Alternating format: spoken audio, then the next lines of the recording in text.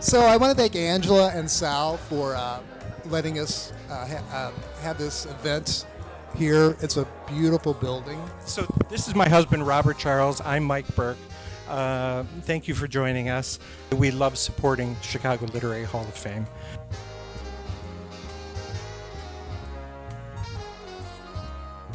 So what we're going to do tonight, we're going to hear from two people who have very interesting perspectives on Nelson Algren. And of course, tonight is about libations and lessons. And that's where master mixologist, also known as mobile barkeeps, Ryan Prindle comes in. We call him an artist with a martini shaker. So he's prepared a menu of 4 drinks. His takes on drinks would have been enjoyed back in Nelson Algren's era in the 1940s and 1950s. This is the Algren Slate. Gorgeous. So that's gin, strega, pineapple, and lemon.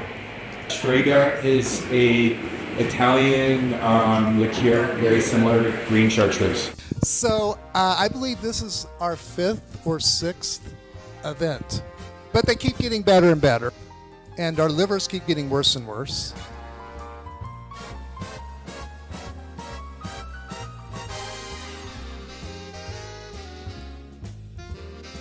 This is all The Man with the Golden Arm, so it's that novel that this is from. The excerpt is only 4 minutes, but it's significant in that it really exemplifies the mindset of the main character. And that's also a great example of this muscular, in-your-face, pow-pow writing style of Nelson Algren. Though he had seen not one man of them in his life before, Frankie knew each man. For each was seared by that same torch whose flame had already touched himself.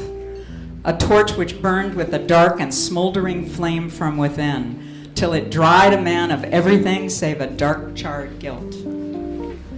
The great, secret, and special American guilt of owning nothing, nothing at all, in the one land where ownership and virtue are one.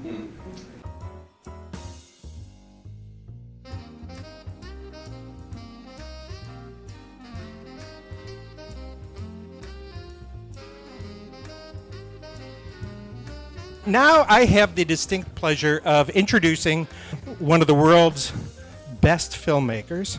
He's a producer, director, a dear friend of ours, and he made a movie called Algren, which I absolutely love. And it's as highly wrought, as artistically written, as any great modernist novel by someone like Faulkner or Hemingway or Fitzgerald. I've seen the manuscripts of this book. He rewrote it to death. It's all in the rest with a deck or two. My first encounter with Algren was a used paperback of Man with the Golden Arm, and I was probably in my early 20s, and it just floored me. I think his legacy is still going. I think there are writers, who very much draw from him. I think just the people who pay attention to telling stories about the people that are overlooked.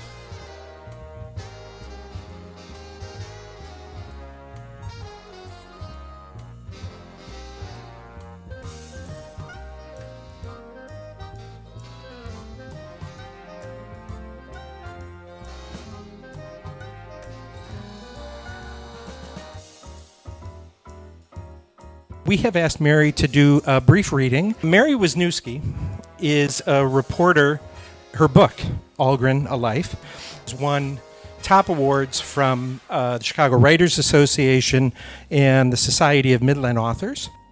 I'm going to read from when he started turning The Man with the Golden Arm into a piece about drug addiction. It ended up being the first fiction book about drug addiction.